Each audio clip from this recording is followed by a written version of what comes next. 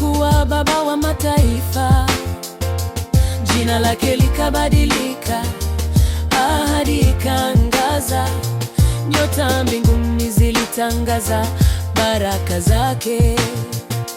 Mungu anaita moyo ubadilike, kutoka gizani nuru yake iangaze. Jina lake ni ahadi, Yahweh anabadilisha, kutoka gizani anaita kwa mwanga wake.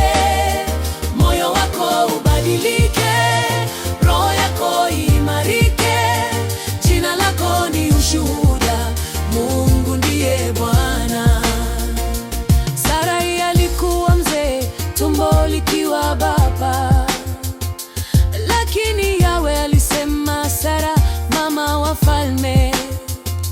Kicheko cha ahadi kilizidi mawazo ya kibinadamu. Isaka akazaliwa, mwanga wa kizazi cha imani. Jina lake ni ahadi, Yahweh anabadilisha, kutoka gizani anaita kwa mwanga wake. Moyo wako ubadilike, roho yako imarike, jina lako ni ushuhuda, Mungu ndiye Bwana. Yakobo alipigana, alishindana na malaika.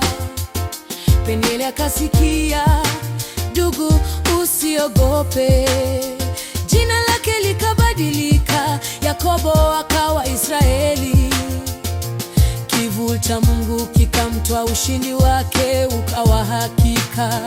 Yoshua, Hosea zamani alipokea jina jipya, Yahweh ndiye wokovu, mfalme wa ushindi. Kila jina ni ufunguo, kila jina ni habari. Mungu anapobadilisha, anafungua milango. Sisi pia twaitwa, majina yetu ni siri. Yahweh anasema, nakuita kwa jina lako, kutoka dhambini kuingia kwa uokovu.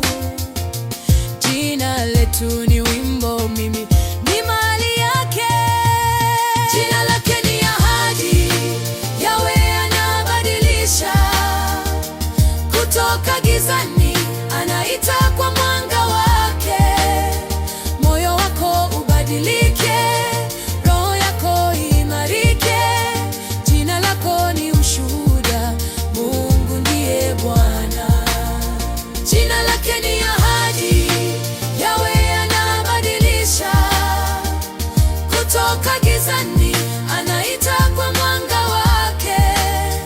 Moyo wako ubadilike, roho yako imarike, jina lako ni ushuhuda, Mungu ndiye Bwana. E Bwana, tuite kwa neema yako, jina lako juu yetu, baraka zako zituangazie, kutoka kwa dhambi tuelekeze kwa uzima.